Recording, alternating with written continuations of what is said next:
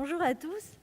Je vous remercie beaucoup de m'avoir invité aujourd'hui. C'est un plaisir d'être devant vous pour vous expliquer un petit peu mes travaux en management. Donc vous l'avez compris, je ne suis pas médecin. Mes travaux de recherche sont bel et bien en management. Mon travail, c'est faire de la gestion. Donc mes interventions, mes recherches-interventions, on a beaucoup cité ce terme tout à l'heure, mes recherches-interventions se passent dans des établissements hospitaliers, mais aussi au sein d'établissements médico-sociaux. Je suis vice-présidente de la Fédération nationale Avenir et Qualité de vie des personnes âgées. Donc aussi à titre personnel, je suis très engagée pour l'amélioration de la vie des personnes atteintes de la maladie d'Alzheimer. Alors, en management, s'agissant de la diffusion des savoirs, puisque c'est l'objet de l'atelier de maintenant, on s'est rendu compte quand même depuis quelques temps que le management des connaissances était un processus dont il fallait tenir compte encore plus grandement aujourd'hui. Alors, vous l'avez tous vu, nous le vivons tous, nous sommes dans un monde hyper connecté. Les informations circulent extrêmement vite et il s'agit de les transformer en connaissances. Donc les patients, les résidents, leurs proches sont de mieux en mieux informés, mais il y a aussi énormément de données qui sont produites par les chercheurs, par les médecins, mais aussi par les managers, etc., qui peuvent être moulinés et ensuite réintégrés au profit de la personne âgée. Mais alors comment est-ce que ça peut fonctionner et qu'est-ce qu'on peut mettre en œuvre pour ça? Alors, il y a des travaux qui sont conduits depuis plus de 25 ans déjà au Japon et ailleurs, mais ils ont pris naissance au Japon avec l'équipe du professeur Nonaka, qui a mis au point une technique qui permet justement de manager les connaissances. Alors, c'est assez ancien, et pourtant, aujourd'hui, on commence à en voir les effets et on commence à se les approprier plus chez nous en Occident, bien que les travaux aient été aussi largement diffusés aux États-Unis, puisqu'ils étaient en poste aux États-Unis. Alors, ça consiste en quoi? Nonaka et son équipe, dont fait partie le professeur Takeuchi, nous expliquent qu'il faut au moins 3 éléments pour manager correctement les connaissances. Donc ça veut dire capter, identifier, mais aussi générer de nouvelles connaissances, les faire fructifier et les rediffuser à l'intérieur de l'organisation, mais aussi à l'extérieur. Alors, 3 éléments pour arriver à cela. Le premier, c'est de générer un climat favorable à la création des connaissances. Donc, bon, dit comme ça peut paraître extrêmement simple, sauf qu'en réalité, sur le terrain, pour les managers et leurs équipes, donc les cadres infirmiers, les médecins coordonnateurs, les dirigeants d'EHPAD, etc., c'est pas quelque chose de tout à fait aisé, puisque nécessairement, immédiatement, vient l'idée de l'instauration de ces fameux temps indirectement productifs, comme on les appelle en gestion, ces temps qu'on n'aime pas trop quand on est un soignant, parce qu'on préfère être dans l'action, faire des injections, préparer une animation thérapeutique ou occupationnelle, ou en tout cas on est dans l'action et on est moins en train de discuter, d'échanger avec des collègues pour connaître leurs ressentis, pour avoir un retour sur une expérience, ou même pour échanger avec des familles ou essayer de discuter un petit peu avec un résident. On ne prend pas assez le temps, évidemment, de discuter avec les résidents. Donc ces temps indirectement productifs sont extrêmement importants, de manière très simple déjà, à l'intérieur de l'organisation. On peut ajouter d'autres éléments aujourd'hui, extrêmement passionnants. Faire sortir de l'établissement les équipes, quels que soient les niveaux hiérarchiques et quels que soient les métiers. Que l'on fasse le ménage ou que l'on fasse des soins. Sortir pour faire quoi? Sortir pour rencontrer des personnes qui travaillent, comme nous, à l'intérieur d'autres établissements pour échanger des expériences. Des lieux existent aujourd'hui. Il y a des Living Labs, j'espère en avoir un bientôt au sein du Conservatoire national des arts et métiers, spécifiquement dédié à cette question-là. Les Living Labs, c'est une solution, mais il y a aussi les hackathons. Peut-être en avez-vous déjà entendu parler.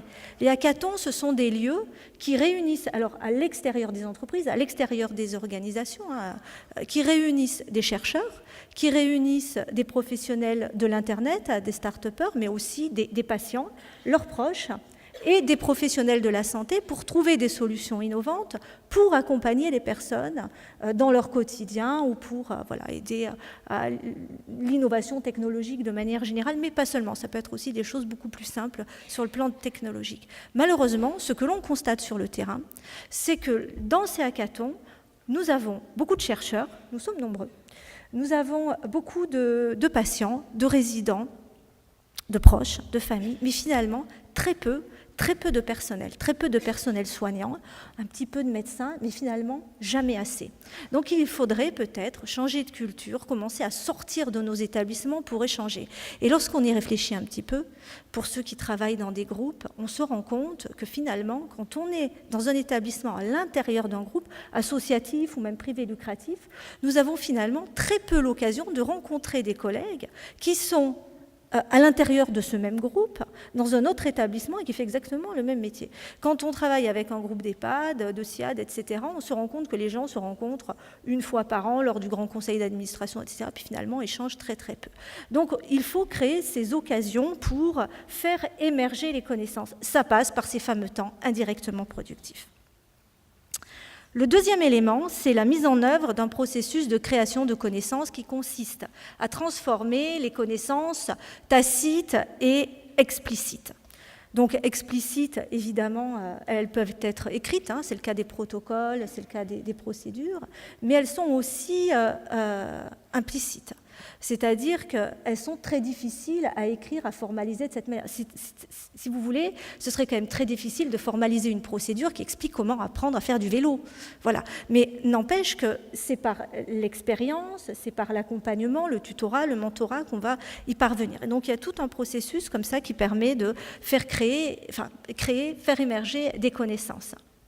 Je vais vous donner un exemple, celui de l'expérience patient dont on entend beaucoup parler en ce moment, l'expérience patient, concept très lié au design thinking qui dépasse largement le cadre de notre secteur d'activité, mais qu'il faut prendre en considération aujourd'hui. L'expérience patient consiste à réunir une équipe transdisciplinaire. Alors chez nous, ce n'est pas quelque chose de facile. Tout à l'heure, vous avez parlé d'une organisation en silo. Nous travaillons de manière extrêmement compartimentée. Nous avons des organisations extrêmement cloisonnées, que ce soit à l'hôpital ou que ce soit dans le médico-social. Le bureau des entrées, la chirurgie, et là c'est exactement pareil. L'hôtellerie, l'administration, les soins en EHPAD sont extrêmement cloisonnés. Donc il faut lutter contre cela pour aller vers une organisation d'abord pluridisciplinaire pour tenter d'aller ensuite vers le transdisciplinaire.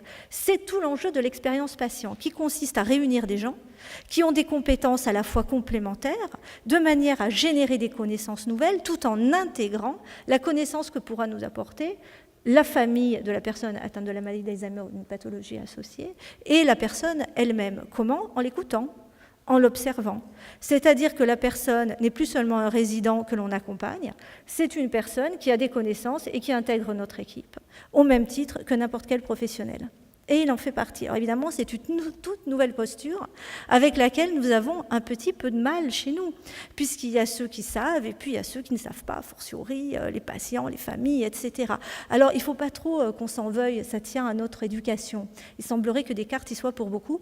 La pensée cartésienne nous a beaucoup appris à séparer, à découper par petits bouts, à séparer, à faire une grosse disjonction entre l'esprit et la matière, donc, et à très peu à relier. Donc c'est un exercice qu'on pratique beaucoup plus facilement en Asie que chez nous, donc on n'a pas trop à culpabiliser avec ça, mais il n'empêche que c'est une posture contre laquelle il faut lutter si on veut apprendre toujours plus des malades et des patients, des familles que l'on accompagne. Donc, le fait d'être ensemble de manière transdisciplinaire autour d'un résident permet de mieux comprendre le ressenti, mais aussi la souffrance de la personne et éventuellement de sa famille et d'y apporter des solutions peut-être plus adaptées, en tout cas plus pérennes. Troisième élément, ça n'est qu'un exemple évidemment, l'expérience patient. Troisième élément, disposer de ressources. Ces ressources, d'atouts même. Et ces atouts peuvent être tangibles et intangibles. Un me paraît extrêmement important, c'est la confiance. Alors la confiance, c'est quelque chose qui se gagne, c'est quelque chose qui se donne. Avoir confiance en son équipe, ça veut dire aussi manifester sa confiance et lui laisser l'autonomie.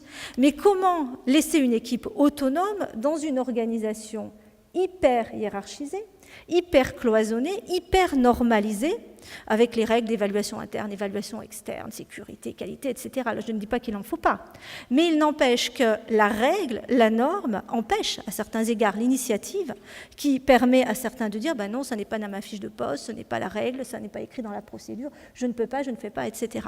Donc il faut trouver des moyens de s'approprier différemment les règles sans contourner évidemment les nécessaires barrières qui permettent de garantir la qualité et la sécurité des prises en charge, mais il n'empêche qu'il ne brime pas la créativité de chacun. C'est-à-dire que c'est au leader aussi d'accorder la confiance nécessaire à l'équipe pour faire émerger ses connaissances. Autrement dit, quand on est un agent hôtelier, on a tout à fait le droit de s'exprimer sur ce que l'on ressent vis-à-vis du comportement d'une personne âgée, même si l'on n'a pas les diplômes.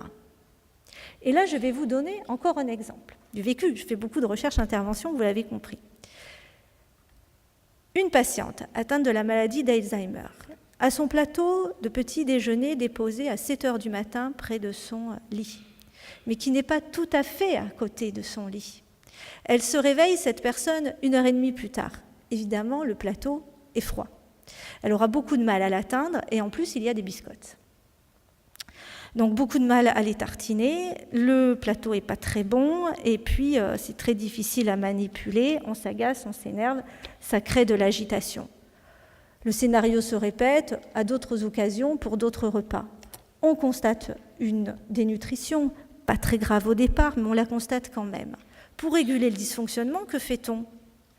Eh bien, on donne des compléments alimentaires. On ne va pas changer le menu, mais on va trouver une solution médicale.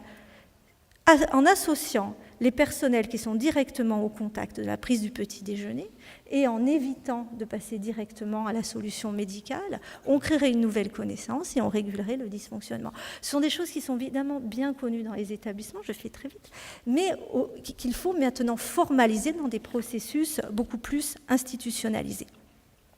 En résumé, le management des connaissances est au fond extrêmement humaniste, puisque c'est la parole qui est portée ici. Humaniste parce que vous l'avez compris, on ne peut pas créer des connaissances si l'on n'a pas des hommes et des femmes qui sont là pour les créer. Sinon, eh bien, vous aurez dans les établissements tous ces robots que l'on voit émerger sur le marché, qui sont évidemment très, très utilisés au Japon que je vais beaucoup pour étudier cette question, parce qu'on manque de main-d'œuvre. Donc on a bien besoin de ces robots-là. Si on n'a pas besoin des gens pour réfléchir, pour poser les problèmes et pour apporter des réponses, eh bien, ma foi, le risque, c'est de les voir remplacés par ce type de robots qui accompagnent les personnes âgées. Autrement dit, nous avons besoin, au-delà de ce que disent Nonaka et son équipe, nous avons besoin de ce que Edgar Morin appelle l'éthique de la compréhension. Parce que les malades, même atteints de la maladie d'Alzheimer, ne se résument pas à des dossiers de soins. Et les aides-soignants, comme les chirurgiens d'ailleurs, ne se résument pas à des enchaînements de tâches réglementées.